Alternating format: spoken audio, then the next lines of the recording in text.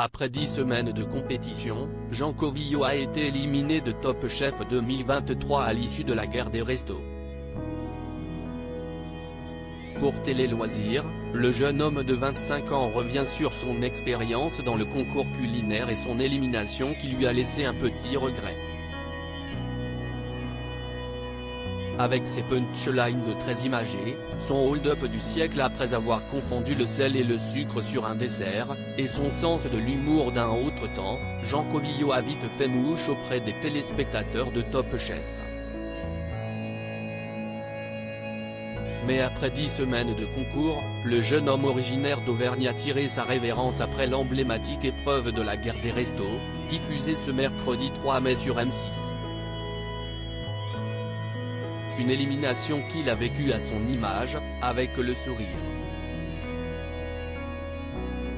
Je ne me suis pas trop mal défendu. Je ne pensais pas aller aussi loin, nous lâche-t-il d'emblée au cours de l'entretien qu'il nous a accordé. Je ne suis pas du tout frustré, Jean réagit à son élimination de Top Chef Télé Loisirs. Pourquoi vous êtes-vous lancé dans Top Chef cette année ? Jean Covillault, si est-il un peu un concours de circonstances. Je regarde Top Chef depuis que je suis petit. Mes amis, qui ne sont pas tous issus du monde de la restauration, m'encourageaient à y participer. J'ai quitté mon travail en juillet 2022. Un ami m'a envoyé un message le 1er septembre à 9 h pour me dire que les sélections étaient encore ouvertes. Le même jour, à 14 h, un casteur m'a contacté. Je me suis dit que les planètes étaient alignées. Quels conseils vous ont donné d'anciens candidats avec qui vous avez pu échanger en amont, comme Chloé Charles, saison 12. Elle m'a dit, Yves. Fais-toi plaisir. Ne cherche pas à faire compliqué. Il y a plein de choses qu'on ne maîtrise pas, comme les fours qui ne sont pas professionnels ou le matériel qui n'est pas toujours rangé au même endroit. J'y suis allé dans cet esprit. J'assume de ne pas être un grand technicien. Je me suis dit que ça ne servait à rien de se réinventer. Sur la saison, vous n'avez connu que 2 fois l'épreuve éliminatoire. N'est-ce pas frustrant d'être éliminé ce soir? Non, parce que cela fait partie du jeu. Si est un marathon, il faut courir bien tout le temps.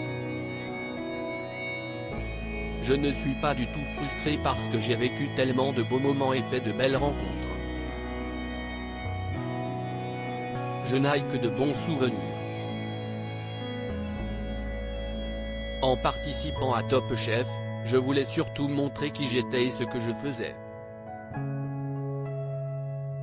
En 10 épisodes, je pense que les téléspectateurs ont vaguement compris le personnage. Il rit, la guerre des restos, les folles hypothèses de Jean sur la 3e brigade de Top Chef 2023 cette année, les chefs de brigade participent également à la guerre des restos de leur côté. En tant que candidat, vous doutiez-vous de cette nouveauté?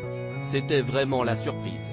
Quand on apprend qu'il y a une 3e équipe, je me suis dit que soit la production avait rappelé des candidats éliminés plus tôt cette saison, soit qu'il s'agissait d'anciens des éditions précédentes. Autant Philippe Etchebest est un gros compétiteur, je le sens chaud pour faire une épreuve, comme il le fait avec Qui peut battre, mais pas Paul Perret. Avec Carla et Mathieu, vous n'avez même pas pu ouvrir le restaurant que vous aviez imaginé. Comment l'avez-vous vécu? Je ne l'ai pas pris personnellement. On ne rencontre pas forcément son public au premier abord, mais ce n'est pas pour autant que si est nul. Je suis hyper content de ce qu'on a fait, le menu était trop cool. Et c'était très bon puisqu'on a pu manger ce qu'on avait préparé. Bref, je ne changerai rien. Si est une petite déception, j'en ai pu discuter avec Paul Perret après son élimination pour une raison particulière. Vous ne semblez pas triste au moment de votre élimination. Comment avez-vous abordé ce verdict? Ça se terminait, c'était une échéance. Je ne pouvais pas être déçu quand je vois mon parcours, j'étais tellement fier d'en être arrivé là. Je pensais partir au 2e ou 3e épisode.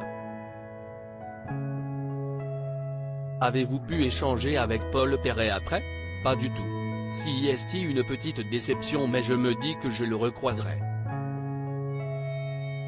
On a terminé ce tournage à 4h30 du matin.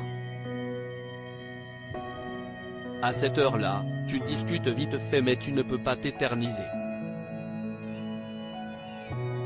Tout le monde a envie d'aller se coucher, les candidats, les jurés, les techniciens.